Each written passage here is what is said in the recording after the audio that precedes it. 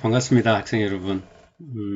이제 중간고사가 다 끝났고요. 이제 저희가 오늘 이제 8주차 녹음을 준비를 하고 있습니다. 그동안 저희가 일부 중간고사가 이전까지는 사례관리에 관한 어떤 개략적인 이론이라든가 모델, 또 형성 과정이나 발달 과정에 대해서 좀 공부를 해왔다라고 그러면 이제 중간고사를 기점으로 중간고사 이후에는 이제 처음에 학습 계획에서도 말씀을 드렸던 것처럼 실제로 이제 사례 관리의 실제 사항들, 현장에서 맺어지는 사례 관리와 관련된 어떤 사정에 관한 부분들, 그 다음에 클라이언트에 대한 어떤 욕구를 만족시켜 클라이언트의 문제를 해결해 나가기 위한 어떤 실천 현장에서의 과정들은 어떠한지를 함께 진행해 가는 준비를 하고 있습니다. 그래서 여러분들 당초 계획했던 대로 이제 코로나가 좀 이렇게 안정이 되고 그런 상황에서 강의실에서 한번 함께 만나서 실제 현장에서 실천 사례관리 회의를 한다라거나 아니면 통합 사례관리 회의 또는 뭐 외부 전문가를 포함한 솔루션 회의나 아니면 슈퍼비전을 할 때처럼 어떤 개개인이 가지고 있는 문제점들이나 아니면 개개인이 다루고 있는 어떤 케이스에 대해서 문제를 풀어놓고 뭐 어떤 좀 어려운 부분이라든가 아니면 좀 고민해서 실제 클라이언트를 위해서 해야 될 부분들이 어떤 것인가를 좀 허심탄회하게 논의해가는 과정들, 그리고 실제로 이제 교재에서 여러 가지 뭐 1인 가구를 위한 문제라든가 6장에서부터 12장까지 다양한 과정에서 다루고 있는 어떤 사례관리 실제 현장의 목소리들을 실제 현장에서 느끼는 것처럼 한번 수업을 진행을 해봄으로써 전공 심화 과정에서 여러분들이 좀 더 그동안 배웠던 거와는 달리 실제적으로 간접적인 어떤 경험을 통해서 내재화할 수 있는 그런 어떤 경험들, 시간들을 가지고자 했습니다만, 뭐 계속되는 코로나로 인해서 어떤 그런 상황들은 아직은 강의실에 모여서 여러분 함께 공부하자라는 말씀을 드리기는 좀 조심스러운 부분이 없지 않아 있다라고 이렇게 판단이 되고요.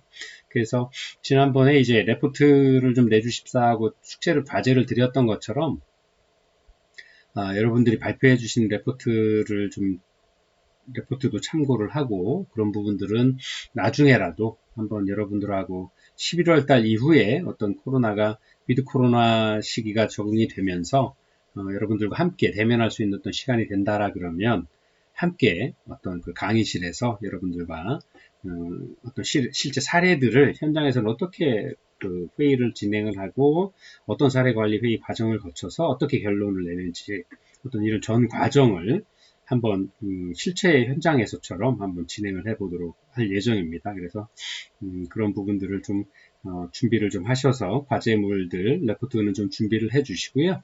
당분간은 수업에서 여러분들과 함께 만나서 진행을 하는 걸로 하겠습니다. 그리고 중간고사를 평가를 하면서 이제 느꼈습니다만 여러분들이 온라인상으로 수업을 듣고 계시지만 아무래도 열정을 다하셔서 성실하게 공부를 하시고 있다라는 것을 느낄 수 있었고요. 또 제가 당초 시험을 낼 때도 말씀을 드렸던 것처럼 전공심화 과정을 하시고 현장에서 학업과 경제생활을 함께 하시는 분들이 어떤 그런 것들을 딸딸 외워서 한다라는 것들은 좀 무리가 있고, 다만 이러한 부분들이 어떤 부분에서 어떤 이야기가 되고 있고 이론이라든가 기능 또 이야기하고 있는 모형들이 어떤 부분들을 의미하고 있다라는 것들에 대한 이해를 좀 알아보는 문제를 좀 드렸고요. 또 그런 부분들을 실제 책을 찾아보시면서 제3 공부를 해보시고 문제를 풀어가는 과정에서 다시 한번 그러한 지식들을 좀 내재화되는 어떤 시간을 가지고자 했습니다. 근데 여러분들이 성실하게 임해 주셔서 중간고사에 대한 평가도 마쳤고요. 이제 곧 여러분들 기한 안에 성적 입력을 해서 여러분들 성적을 좀 확인해 보실 수 있도록 이렇게 하겠습니다. 그리고 성적 그동안 수업에 대한 강의 평가를 하도록 되어 있어서 여러분들이 한번 학교 홈페이지에 들어오셔서 강의 평가되는 부분들에 대해서도 허심탄회하게 개인들의 의견들이나 아니면 강의를 수강하시는 과정에서 좀 불편한 부분들이 있다거나 아니면 개선해야 될 부분이 있다라 그러면 이렇게 말씀을 해주셔도 좋을 것 같습니다. 그래서 그렇게 여러분들의 어떤 수업의 진행 방향들을 좀 진행을 해 나갈까 생각을 하고 있고요. 그 다음에 앞으로 당분간은 사례관리 실제에 대해서 여러분들과 함께 매주 한 사례 케이스를 하나씩을 가지고 현재 사회에서의 그런 그 사례들의 어떤 문제들, 공통적인 문제들, 그다음에 사회의 변화들, 또 그러한 사회 변화에 맞춰서 클라이언트의 다양한 욕구에 맞춰서 어떻게 사례 관리 진행들을 하고 해나가고 있는지에 대해서 함께 공부해 보도록 하겠습니다. 자, 오늘은 제 2부 사례 관리 실제에서요, 1인 가구를 위한 1인 가구를 위한 사례 관리 제 6장을 함께 공부를 할 거고요. 수업으로는 이제 8주차가 진행이 되고 있습니다. 그래서 앞으로 그 다음에 이제 이번 주에 발표가 이제 강지혜 선생님, 김소민 선생님이신데요. 아마 이제 아직 제가 강의 녹음을 좀 일찍 하고 있으니까 레포트를 받아보지는 않았습니다만 성실하게 준비하셔서 미리 좀 제출을 해주셨으면 좋겠고요. 그 다음에 발표를 위한 어떤 자료 준비도 성실하게 진행을 해주셔서 나중에 이제 위드 코로나 11월 달 넘어가서 위드 코로나 시기가 되면 실제 온라인 강의실에서 만나서 매 챕터마다, 매 발표장마다, 매 조마다 수업 시간에 올라오셔서 발표하실 수 있도록 이렇게 한번 진행을 해볼 거니까요. 미리미리 준비를 좀 부탁을 드리기를, 미리미리 준비해 주시기를 말씀을 드리도록 하겠습니다. 자, 오늘은 제 6장 1인 가구를 위한 사례 관리에 대해서 공부를 할 거고요. 이제 다음 주에는 이제 다문화 가족, 그 다음에 공공 영역에 있어서 빈곤 학부모 가구, 또 장애인, 또 만성 정신장애인, 그 다음에 중독 문제에 대한 사례 관리, 그다음에 마지막으로 제 12주차에는 노인을 위한 사례 관리를 통해서 우리 생애 주기별로 겪을 수 있는, 또 우리 현대 사회를 살아가는 현장에서 다양하게 겪을 수 있는 클라이언트 구성군에 대해서 또는 클라이언트 집단에 대해서 어떻게 사례 관리가 진행되는지에 대해서 세세하게 검토해보는, 함께 공부해보는 시간들을 갖도록 하겠습니다. 자, 제 6장이고요. 1인 가구를 위한 사례 관리는 여러분들 교재 172페이지부터 시작이 됩니다. 제 6장이고요. 1인 가구를 위한 특성과 현황, 또 사례 관리 필요성에 대해서 함께 공부를 하고요. 이제 나머지 시간에는 실제 현장에서 그 사례 관리를 했던 사례들을 케이스를 하나 가지고 와서 함께 어떻게 사정을 했고, 그 다음에 그 합의에 의한 사례 관리에서 있어서의 어떤 그 진행 개요들, 어떤 부분들, 그 다음에 목표는 어떻게 정했는지, 그 다음에 그 사례관리 개입 계획들, 그 다음에 점검하는 과정들이나 평가 및 종교회의, 또 슈퍼비전 및 사례회의들은 어떻게 진행되었는지를 함께 공부해 보도록 하겠습니다. 그래서 실제 현장을 공부해 봄으로써 여러분들이 이론으로만 배웠던, 학교에서 교재로 책으로만 배웠던, 아니면 이렇게 강의실에서 일방적으로 교수가 이야기해주는 어떤 그것들에 대한 어떤 이해를 요구했던 거에서 실제 현장에서 어떤 과정을 거쳐서 진행되는지에 대해서 간접적으로 경험해 보시게 됨으로써 초기에 그 초기 과정들은 어떻게 진행을 해야 되는지, 그 다음에 초기 과정을 거쳐서 사정을 해야 되는데 사정을 하는 과정들, 그 다음에 이 사정을 통해서 클라이언트에 대한 어떤 사례 관리를 어떻게 해야 되는지, 사례 관리에 대한 진행 방향들을 결정하는 이런 모든 전 과정들이 굉장히 유기적으로 이어지고 유기적인 어떤 연결 속에서 사례 관리, 즉 클라이언트를 위한 어떤 프로그램들이 만들어지고 진행되고 있는 어떤 과정들을 쉽게 이해하실 수 있을 겁니다. 그래서 그동안은 어떤 접수라든가 뭐 초기 사례 관리, 초기 사정이라든가, 그 다음에 이제 사례 관리 여행 개입 ISP를 세우죠. 그렇게 개별 개입 계획을 세우고 그 과정에서 이제 실행하고, 그 다음에 점검하고, 뭐 슈퍼비전 회의를 한다거나 어떤 그런 통합 사례 관리 회의를 한다거나 이런 과정들을 거쳐서 종결해 있는 과정들이 공부를 하실 때는 매 따로따로 이렇게 매 장마다 공부를 해오셨는데요. 이것이 실제로는 따로따로 공부를 해야 되는 것이 아니라 실제로는 유기적으로 이어져서 연속적으로 이어지는 일들이다 하는 거죠. 그래서 초기 사정을 거쳐서 실천 개입 과정을 진행하는 과정 중에 계속 사람도 변하고 환경도 변하고 유기적인 어떤 물리적인 환경이 변함으로써 실제로 초기 사정이 한 번에 끝나는 것이 아니라 일정 기간의 재사정을 통해서 초기에 개입 계획을 세웠던 것을 필요한 경우에는 좀 수정을 통해서 좀 더 좀 더 클라이언트를 위한 방향, 발전적인 방향으로 목표도 변화가 이루어질 수 있고요. 또 그동안 지원을 하기로 했던 사회 자원들이나 지역 자원 연계에 있어서도 다양한 방식으로 변화가 가능하다. 또 그런 것들의 목적은 클라이언트의 어떤 삶의 질을 향상시키고 클라이언트 욕구를 충족시켜주기 위한 방법들이다라는 것을 이제 이런 사례들을 통해서 여러분들이 이해하실 수 있는 어떤 시간들을 가지게 되지 않을까 이렇게 생각을 합니다. 그래서 첫 번째 1인 가구의 특성과 현황 그리고 사례 관리 필요성에 대해서 먼저 공부해 보도록 하겠습니다. 자, 1인 가구의 특성과 현황인데요. 1인 가구 하면 근래에 많이 들었죠.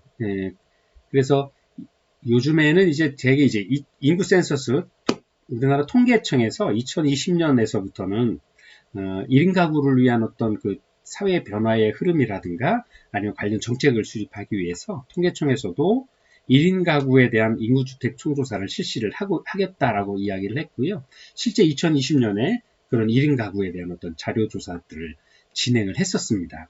자, 그래서 이러한 그 사회 변화에 따라서 또 인구 구성의 변화에 따라서 시대 변화에 따라서 이전에는 1인 가구다라고 하는 것들을 쉽게 이해하지 못했었거든요. 실제 제가 그 어려서 막 자라기 시작했던 1980년대, 뭐 70년대만 해도 대개의 가구, 이렇게 가족이다라고 그러면 구성원 수가 최소 4명에서 5명, 6명, 7명, 또 어르신, 할머니, 할아버지까지 같이 대가족이 3대가 함께 모여 사는 가족들은 뭐 10명, 11명, 이런 가족들이 주변에 흔히 보여질 수 있었던 가구 구성이었다라 그러면 오히려 이제 1990년대가 되면서는 핵가족화되면서 뭐 4인 가족, 엄마, 아빠, 아이 둘만 잘 기르자 했던 운동들 하기 시작을 했던 시기였죠. 그래서 4인 가족의 구성이 점차 늘어났던 시기였고요.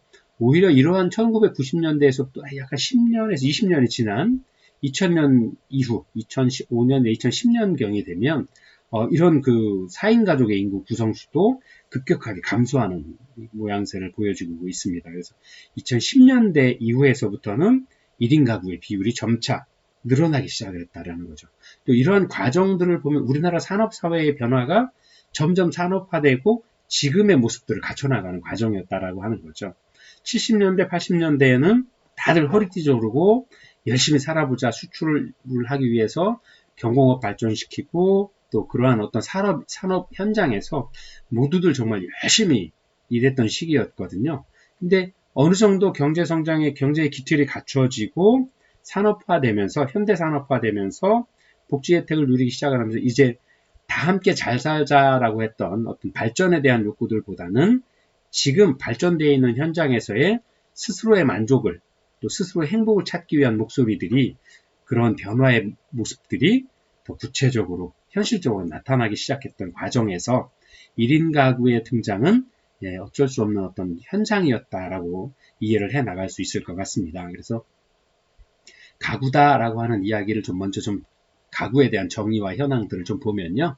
가구라고 하는 것은 1인 또는 2인 이상이 모여서 함께 취사나 취침 등 생계를 같이 하는 생활 단위가 바로 가구다라고 이야기를 하는 거죠. 그래서 뭐 세대 또는 가족이다 하는 말과는 조금 차이가 있다라고 보여질 수 있을 것 같습니다. 그래서 1인 가구에서의 정의에서는 부모, 또 배우자나 자녀 등이 있어도 동거하지 않거나 함께 살지 않거나 또는 학업이나 취업, 또 혼인, 건강 등을 이유로 혼자 살고 있는 경우도 이제 1인 가구에 해당이 되는 추세다라고 1인 가구에 포함된다라고 할 수 있습니다. 그래서 실제로 이제 조금 이따 도표도 한번 보시겠습니다만 1인 가구 구성의 추이가 2015년이 되면서 2010년, 2005년, 2010년이 되면서 1인 가구 또는 2인 가구의 수가 급격하게 증가하는 어떤 그래프를 보실 수 있을 겁니다. 그래서 전 세계적으로도 또 이런 산업화되는 사회들을 공통적으로 좀 보면 서구 유럽이 우리보다도 훨씬 더 산업화가 빠르게 진행이 되었죠. 그러한 어떤 그 국가들을 좀 보아도 1인 가구가 좀 증가하는 추세에 있다라는 것들을 보여줄 수 있습니다. 그래서 영국이나 프랑스, 스웨덴 같은 서구 유럽의 국가들이 전통적으로 1인 가구의 비율이 좀 높은 것으로 나타나고 있고요. 또 복지 선진국이라 할 수 있는 이런 나라들은 대개 또 1인 가구에 관련 정책이 보통 이제 개인의 보편적인 어떤 시민권 보장을 하는 것들을 기반으로 하고 있기 때문에 우리와는 어떤 사회에서의 어떤 기본적인 의식이나 배경들이 다르다라고 보여지고 있죠. 그래서 1인 가구만을 위한 특별한 지원 체계가 존재하지는 않습니다. 다만 1인 가구의 경우가 대개 이제 사회적으로 또는 경제적으로 지위가 좀 취약할 가능성들이 많기 때문에 1인 가구 구성원에 대한 각종 사회복지 정책들을 지원을 하는 경우들이 많이 있습니다. 그래서 이러한 경우에서 통계청에서는 이제 우리나라의 경우에 1인 가구를 혼자서 살림하는 가구로 독립적으로 취사, 취침 등 생계를 유지하고 있는 가구다. 이런 가구를 이제 1인 가구다라고 이야기를 하고 있고요. 또 전 세계적으로 이러한 부분들이 좀 늘어나고 있는 것들이 우리나라에서도 동일한 모습들을 좀 보여주고 있다라는 어떤 공통점들을 보여주고 있다라는 거고요. 이제 우리나라에서도 아까 잠깐 말씀드렸던 것처럼 2020년에서는 1인 가구에 대한 중요성에 주목해서, 왜냐하면 이런 1인 가구가 점점 늘어나고 있는 어떤 추세를 보이고 있고, 또 이런 1인 가구가 늘어남으로써 지금 이제 나홀로 가족들, 그 다음에 시장의 모양들도 굉장히 변화되었죠. 옛날에는 대개 4인 가족, 5인 가족 때 주부들이 시장에 가서 장을 봐서 그 가족을 위한 어떤 음식들을 만들기 위한 장을 본다라거나 필요한 생필품들을 구매를 해 오셨는데요. 이제 그때처럼 이렇게 많은 양으로 소모하는 시대가 아니기 때문에 1인 가족을 위한 아주 작은 간편식 또는 어떤 과일이라든가 아니면 식료품 같은 것도 옛날에 이제 뭐 번들 이렇게 덩어리로 이렇게 포장을 해서 판매를 했다라 그러면 지금은 혼자서 한 번만 먹고 말 정도의 아주 작은 소량 다품종으로 생산을 하고 있고, 또 그러한 것들을 흔히 우리가 볼 수 있는 뭐 편의점이라든가 뭐 우리가 흔히 가는 마트라든가 이런 재래시장에서도 아주 작은 소량 포장으로 물건을 팔고 있다는 것들을 저희가 알 수 있을 겁니다. 여러분도 느끼실 수 있을 거고요. 바로 이러한 1인 가구의 증가를 통해서 그 사회 현상을 둘러싼 어떤 상품 구성이라든가 사회의 변화들도 맞춰가고 있는 거죠. 그래서 뭐 원룸이라는 것도 생겼고요. 또 고시텔 같이 혼자서 지낼 수 있는 어떤 그런 것들. 그 다음에 저 작은 평수에, 작은 평형에 아파트를 한다거나, 오피스텔이나 이런 것들도 혼자서 일도 하고 취사도 가능한 작은 평형으로 어떤 그러한 다양한 1인 가구의 욕구에 맞는 어떤 다양한 사회의 어떤 구성 물품들이 구비되어 가고 있다는 것들을 보여줄 수 있을 겁니다. 자, 그래서 1인 가구 구성의 추세를 좀 보게 되면요. 1980년에서 2015년까지의 추세인데요. 자, 1980년대 아까 잠깐 말씀드렸던 것처럼 대개의 경우에 이제 4인 가구에서 5인 가구, 4인 가구에서 5인 가구의 비중이 굉장히 많이 보이죠. 여러분들 지금 보시는 것처럼. 네. 근데 이제 2005년에서 2015년이 되면 거꾸로 5인 가족은 줄고 4인 가족이 좀 늘어나고 있습니다. 4인 가족이 좀 많이 보이긴 합니다만 점점점 줄어드는 추세고요. 실제로는 이때부터 1인 가구와 2인 가구의 비중이 훨씬, 여기 보시면 40% 되어 있는데요. 40% 가까이가 1인에서 2인 가구의 비중이 늘어나는 추세라는 걸 보여주고 있죠. 그래서 오히려 2010년이 되면 1인 가구에서 1인 가구의 비율이 40%를 넘어서는 어떤 이런 선들을 보여주고 있다라고 하는 거죠. 2015년에 드디어 50%까지 넘어가게 되는 거죠. 그래서 아까 말씀드린 것처럼 5인 가구, 4인 가구는 줄어들고 3인 가구, 2인 가구, 1인 가구, 즉 작은 가구 가족 구성원이 작은 이런 어떤 가구 구성원들의 어떤 변화들이 이렇게 도표로도 극명하게 보여질 수 있는 어떤 추이들을 보여주고 있다라고 하는 거죠. 그래서 실제 1인 가구의 비율도 점점 늘어나고 있는 거죠. 그래서 전체 가구 수가 작은 가구 수들이 좀 늘어나고 있다라고 하는 것들을 보여주고 있습니다. 그래서 실제로 우리나라의 2018년 기준으로 1인 가구의 비중이 20.3%였고요. 실제 1인 가구의 구성하는 가구 수의 실제 수량만 좀 본다라 그러면 약 584만 가구. 엄청난 숫자죠. 584만 8천 가구 정도가 실제 혼자서 살아가는 가구다라고 보여질 수 있는 거죠. 이런 통계 수치를 지금 보여주고 있습니다. 그리고 실제로 OECD 주요 OECD 국가 1인 가구 증가 비율을 좀 예측을 해보면요. 2030년이 되었을 때 실제 1인 가구 비율이 가장 많은 건 프랑스, 그다음에 뉴질랜드, 영국, 오스트리아의 순이고요. 오히려 서구 그 선진국들보다도 저희 나라가 다 5위를 차지했네요. 약 1인 가구의 비율이 2025년에서 2030년이 되면 전체 가구 비중에서의 1인 가구 비율이 약 43%를 차지하게 될 거다. 즉, 전 세계에서 5번째로 1인 가구의 수가 많은 어떤 그런 그 국가의 모습, 가구의 모습들을 보여줄 것이다라고 예측하는 어떤 이런 그래프들도 발표가 되고 있습니다. 그리고 실제로 서구 유럽 선진국가, 복지국가라고 일컬어지는 많은 나라들보다도 좀 더 저희가 많은 1인 가구 수를 좀 보여지고 있다라는 급격한 사회 변화에 따른 가구 수의 변화가 우리한테 굉장히 큰 영향을 미칠 것이다. 사회 변화가 이렇게 크게 일어날 것이다. 라는 것들을 이런 예측표를 통해서 보여지고 있는 거죠. 자, 1인 가구의 유형별 특성 및 욕구에 대해서 저희가 알아야 되는데요. 지금 현재 사회 문제다라고 이야기를 하고 있고, 실제로 저도 이렇게 가만히 보니까요. 저도 2인 가구예요. 저희 아이들 다 자라서 서울로 뭐 공부하러 가고, 뭐 직장 구하러 가고, 직장 생활 한다고 나가고 하다 보니까, 실제로, 그렇게 명절이 되거나 어떤 그 기념일이 되지 않으면, 실제로 지내는 것들은 뭐 저희 부부만 지내는 경우죠. 그리고 또 실제 부부가 같이 지낸다 그래도 저도 뭐 저 나름대로 어떤 하거나 집사람이 어떤 개인 어떤 여가 생활을 한다고 해서 나가서 지내는 시간이 많아지게 되니까 실제로 이제 저녁 아침에 눈 뜨고 나와서 저녁 때 잠깐 보는 어떤 그런 어떤 개념이 돼버렸죠. 그래서 실제 저희도 지금 이제 곰곰이 생각해 보면 2인 가구가 돼 있는 거죠. 이런 어떤 사회 변화에 따라서 어떤 이런 가구 구성의 변화들이 극명하게 나타나고 있다라는 것들인데요. 실제 이러한 가구 수들이 저희가 사례 관리를 하는 이유는 이러한 가구들이 문제가 많기 때문이다라고 하는 거죠.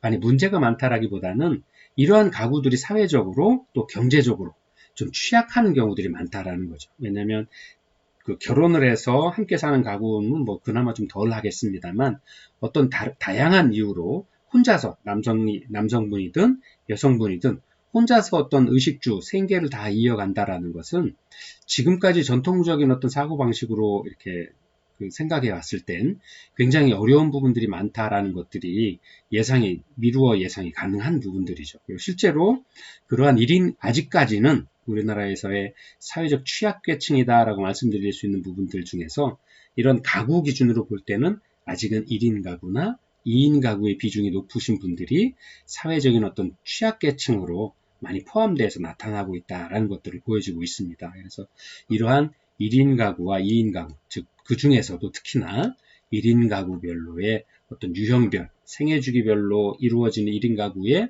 어떤 가구 구성에 따라서 그러한 특성이나 인구 특성이나 아니면 그분들의 욕구들을 좀 미리 알아봄으로써 실제 1인 가구에 대한 어떤 사례를 만났을 때 그들의 어떤 공통적인 욕구에 대응하는 어떤 프로그램들을 저희가 이해를 할 수 있고요. 또 클라이언트의 특성에 맞는 ISP, 개별 사례 관리 계획들을 세울 수 있게 될 것입니다. 그래서 이러한 1인 가구의 유형별 특성 및 욕구에 대해서 함께 알아보도록 하겠습니다. 자, 우리나라 1인 가구의 특성 중에 하나는 공통적으로 빈곤과 연결망 자원의 결여라는 어려움을 가지고 있다라고 김석호라는 연구자가 2018년에 발표를 했는데요. 가구 소득의 대부분이 뭐 1인 가구이기 때문에 본인의 근로소득으로 구성되어서 1인 가구의 생계를 책임지게 되는 거죠. 그래서 대개 나홀로 생계를 끌어가는 어떤 그런 특징들을 가지고 있고요. 이에 따라서 생애주기별 특성들, 뭐 은퇴를 한다거나 아니면 실업 상태에 빠진다거나 아니면 어떤 사고를 당한다거나, 그 다음에 또 고령이 되어서 어떤 생애주기별에 따른 근로소득의 감소가 일어났을 경우에 1인 가구의 실업 또는 비경제 활동이 곧바로 1인 가구의 빈곤으로 이어지기 때문에 이러한 어떤 문제점들이 사회적으로 굉장히 취약계층에 속할 수밖에 없는 어떤 구조적인 문제들을 보여주고 있다라는 것들입니다. 그래서 이러한 경제적 측면 외에도 또 가족의 정서적 지원들이나 또 심리적으로 정서적인 어떤 이런 부분에 있어서도 굉장히 우리가 흔히 이야기하는 외롭다, 쓸쓸하다, 아니면 대화할 상대가 없어서 나는 나의 감정을 표현할 줄을 모른다라는 어떤 이런 사회적인 어떤 그 사회생활에서의 어떤 어려움들도 또 취약한 상태로밖에 될 수 없고요. 또 이러한 과정 때문에 1인 가구를 구성하고 있는 구성원의 삶 전반에 걸쳐서 어떤 어려움들을 보여주게 되는 어떤 과정들이 있다라고 하는 거죠. 그리고 또 많은 연구에서도 1인 가구에 계신 1인 가구 중년 1인 가구의 경우에서 흡연 또는 음주에 있어서도 그런 다인 가구의 중년보다도 훨씬 더 취약한 어떤 특성들을 보여주고 있다는 연구들이 많이 발표가 되고 있고요. 또 사회활동에서도 중장년층의 1인 가구의 사회활동 참여가 또는 동일한 어떤 다른 사회인구학적 특성을 가진 다인 가구의 가족 특성과는 비교해 보았을 때 굉장히 낮게 나타난다라는 어떤 이런 연구조사들을 많이 발표를 하고 있습니다. 그래서 우리나라에서도 인구 특성별 1인 가구의 현황 및 정책 대응 연구라고 하는 어떤 연구를 통해서 청년 또는 중년, 또 노년과 같은 세대별 1인 가구의 특성 및 욕구를 조사한 것들이 있습니다. 그래서 즉 생애 주기별로 청소년일 경우에 어쨌든 누군가의 도움을 받으니까 독립을 한 이후에 청년이 되어서 또 중년이 되어서 또 노년이 되어서 생애 주기별로 어떤 변화 흐름에 따른 세대별 1인 가구의 어떤 그 욕구나 특성에 대해서 많이 연구를 해야 될 필요가 있다라고 발표된 자료인데요. 이 첫 번째가 바로 이제 청년 1인 가구에 대한 어떤 특성입니다. 그래서 이 청년 1인 가구의 특성은 이렇게 저소득층 산업 예비군적 특성을 갖고 있다라고 연구에서 발표를 하고 있는데요. 즉 경기 흐름에 따라서 노동시장에 진입하는 산업 예비군의 역할을 하는 집단이 바로 청년의 집단들이라고 할 수 있겠죠. 실제로 이제 대학을 졸업을 하고 대학 과정에서 대학을 졸업을 하고 실제 그 청년들이죠. 그분들이 이제 사회생활을 시작하는 그다음에 실제 사회생활을 통해서 산업 예비군의 역할들을 하는 집단이 되게 되는 거죠. 그래서 이분들의 경제 상태는 대개 고용 형태가 비정규직이거나 일용직의 비중들이 정규직의 형태보다는 좀 비중이 높게 나타나고 있다. 1인 가구일 경우에 그렇다라는 것들을 이야기를 하고 있고요. 또 식사나 주거 등에서 특히 취약하기 때문에 또 청년 여성일 경우에는 1인 가구의 경우에 주거 안전에 대한 어떤 걱정들을, 어려움들을 많이 인식하고 이러한 부분들에 대한 욕구들을 많이 가지고 있는 어떤 특성들을 좀 보여주고 있다라고 이렇게 설명을 하고 있습니다.